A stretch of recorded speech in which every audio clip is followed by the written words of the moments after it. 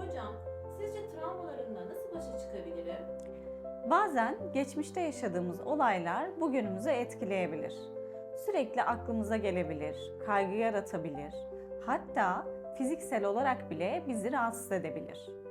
İşte EMDR terapisi tam da bu noktada devreye giriyor. EMDR anılarla çalışır. Beynimizin zorlayıcı anıları yeniden işlemesini ve duygusal yükünü azaltmasını sağlayan bilimsel bir terapi yöntemidir.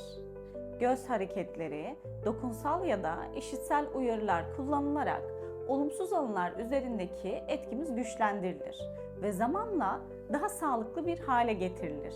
Bu yöntem ile travma, kaygı, stres, özgüven sorunları gibi pek çok durumda etkili olabilir.